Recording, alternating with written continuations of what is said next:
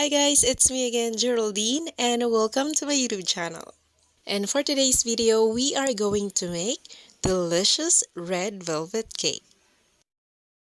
Pero bago ang lahat, nais kong pasalamatan ang aking mga viewers at ang aking minamahal na mga subscribers sa patuloy na pagsuporta sa aking channel. Maraming salamat po.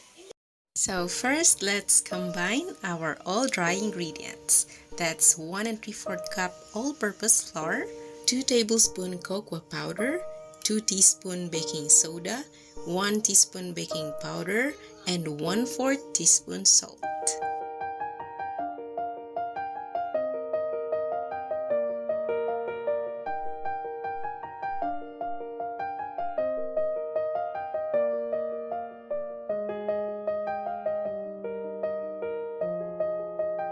And we are going to sift this, mix, and set aside.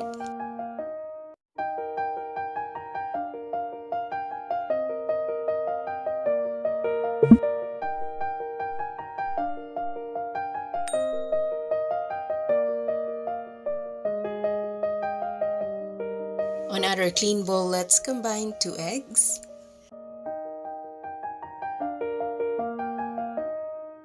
beat using hand mixer until foamy.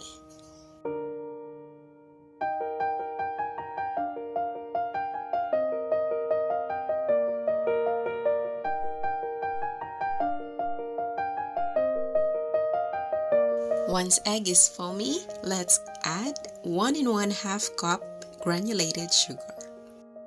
Beat mixture until lighter in color.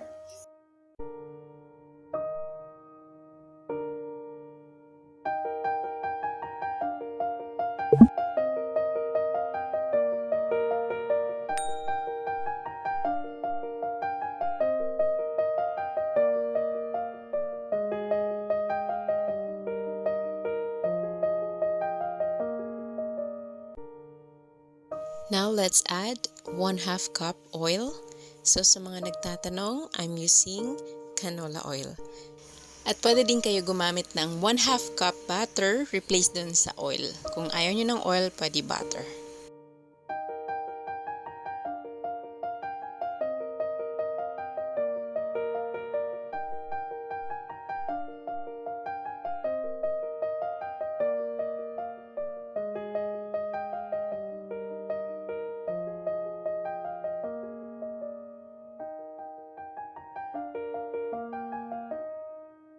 And let's add 1 cup buttermilk.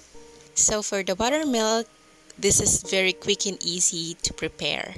I'm going to show you how to make buttermilk. I'm using 1 cup evaporated milk. Let's add 1 tablespoon of lemon juice. You can use calamansi juice or vinegar if not available. Then, ipaset lang natin at least 8 to 10 minutes and ready to use. So, balik na tayo sa ating mixture. Once malagay na natin ang ating buttermilk, continue lang natin ang paghalo hanggang well blend ang ating mixture.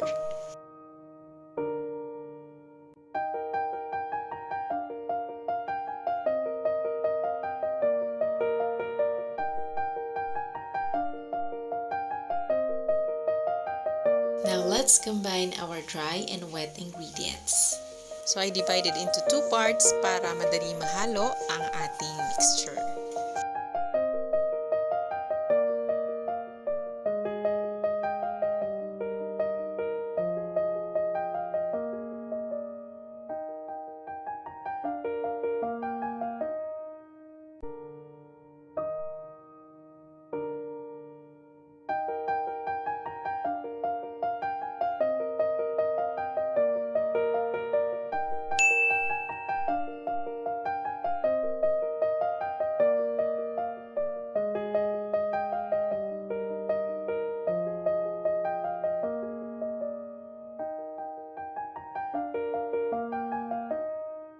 So now let's add 1 teaspoon vanilla extract, 1 teaspoon vinegar, and 2 teaspoon red food color. So sa food color, this is optional. Pwede nyong bawasan, pwede din dagdagan. So dito sa mixture natin, sakto na yung pagka-red ng ating red velvet.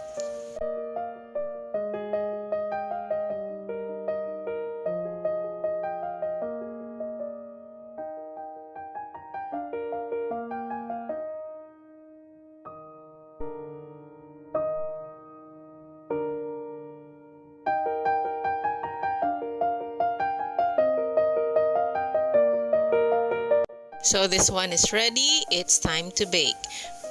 Meron tayo ditong dalawang 6x3 round pan, grease oil or butter, and line with parchment paper.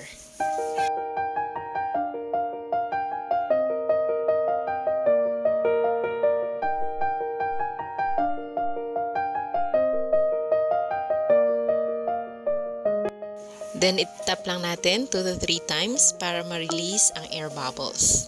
And let's bake in preheated oven at 165 degrees Celsius for 30 to 35 minutes.